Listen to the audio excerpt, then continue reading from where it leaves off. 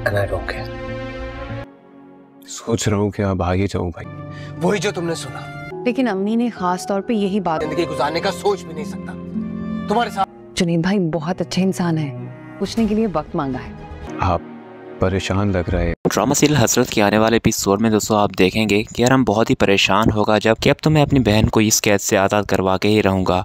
जिस पर दोस्तों अरम ये बात सोचकर परेशान होगा कि वो सनाया को तलाक तो नहीं देना चाहता, तो अब वो क्या करे।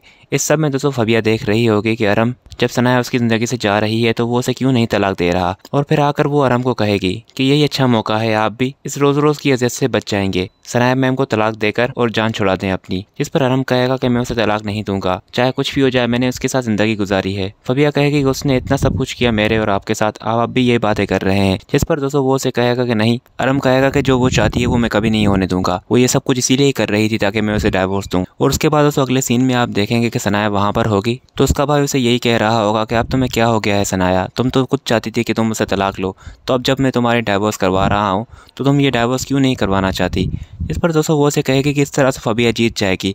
फबिया और अरम यही तो चाहते थे ताकि मैं उनकी ज़िंदगी से निकल जाऊं, ताकि वो हंसी खुशी अपनी ज़िंदगी जी सकें। जिस पर उसका भाई और उसके घर वाले यही कह रहे होंगे कि फिर ठीक है, उन्हें अपनी ज़िंदगी गुजारने दो, तुम क्यों अपने आप को इस अजियत में मुब्तला कर रही हो। तो यहाँ पर वो उसे कहेगी कि आप लोग मेरी बात नहीं समझ रहे, और ये कहकर वहाँ से चली जाएगी। और फिर सनाया के भाई और घर वाले आपस में बात कर रहे होंगे कि मुझे तो खुद नहीं मालूम कि ये चाहती क्या है, अब जब मैं इसका साथ दे रहा हूँ तो ये मेरी बात को क्यों नहीं मान रही, क्यों अपने आप को तकलीफ दे रही है और हम सबको भी। पर सनाया भी अरम से वो सारी चीज़ें लेकर फिर ही उसे खुला लेगी, क्योंकि वो जानती है कि ये सारी चीज़ें फबिया के पास ही जाएंगी।